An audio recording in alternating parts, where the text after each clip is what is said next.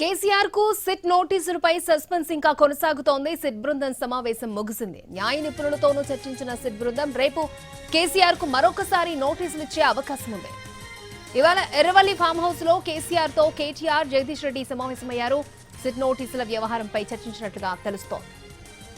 Residence schools తో మంచి చదువుతో పాటు all round development, right age లో రైట్ ఫౌండేషన్ తో రెసిడెన్స్ స్కూల్స్ ఇప్పుడు హైదరాబాద్ అంతటా.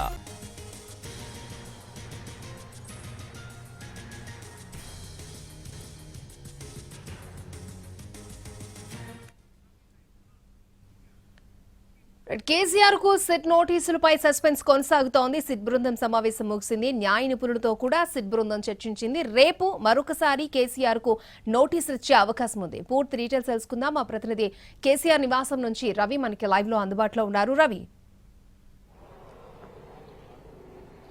అక్షయ, నిన్న కేసీఆర్ రాసినటువంటి లేఖకు సిట్ నిన్ననే స్పందించింది. కానీ ఏ రోజు విచారించాలి అనే డేట్ ను మాత్రం ఎప్పుడు కేటాయించాలి అనే దానిపైన ఈ రోజు సిట్ బృందం సమావేశమైంది. ఈ రోజు సాయంత్రం వరకు చర్చించారు. కానీ ఇప్పటి వరకు ఇంకా సస్పెన్స్ కొనసాగుతూనే ఉంది.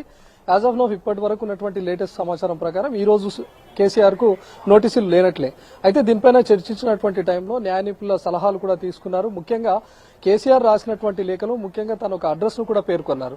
అందులో నాకంటూ ఇల్లు ఉన్నది ఎర్రవల్లి ఫామ్ హౌస్ లోనే, మీరు ఒకవేళ ఫర్దర్ గా నోటీసులు సర్వ్ చేయాలి అని అనుకుంటే ఎర్రవల్లి ఫామ్ హౌస్ కే నోటీసులు పంపించండి, ఒకవేళ విచారించాలనుకున్నా కూడా నేను అక్కడే అందుబాటులో ఉంటాను, అక్కడే విచారించండి అని చెప్పారు. కానీ సిట్ ఫస్ట్ జారీ చేసినటువంటి నోటీసులో మాత్రం నందినగర్ లో ఉన్నటువంటి ఇంట్లో సర్వ్ చేశారు.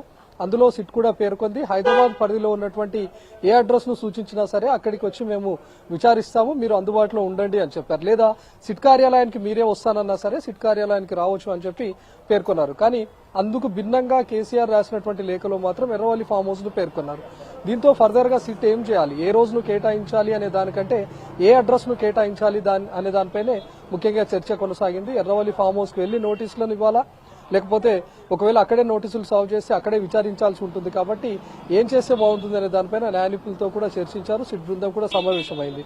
సో ఇప్పటి వరకు అయితే నందినగర్ లో ఉన్నటువంటి నివాసం దగ్గరనే నోటీస్ సర్వ్ చేసి ఇక్కడే విచారిస్తాం, లేదా ఈ నివాసం కాకపోయినా హైదరాబాద్ పరిధిలోనే విచారించాలనుకుంటున్నాం అని చెప్పి ఫర్దర్ గా నోటీస్ ప్రిపేర్ చేసే అవకాశం అయితే కనిపిస్తుంది.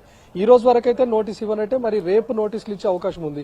ఇన్ కేసు రేపు నోటీసులు కనుక సర్వ్ చేస్తే ఎర్రవల్లికి వెళ్లి ఇస్తారా, లేకపోతే అక్కడ నోటీసులు ఇచ్చి మీరు ఫర్దర్ గా హైదరాబాద్ పరిధిలో ఉండేటటువంటి నివాసానికి రావాలి, లేకపోతే హైదరాబాద్ పరిధిలో ఏదైనా అడ్రస్ సూచిస్తే అక్కడే విచారిస్తాం, కానీ ఎర్రవల్లి ఫామ్ హౌస్ లో విచారణ కుదరదు అని నోటీసులో పేర్కొంటారా అనేది మాత్రం సస్పెన్స్ కొనసాగుతుంది. అక్షయ, ఈ రోజు మధ్యాహ్నం లేదా సాయంత్రం 6 గంటల లోపు నోటీసులు ఇస్తారు.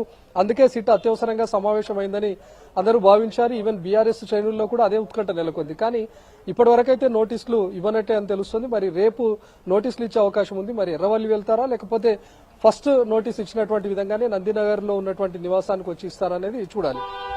ఓకే రవి.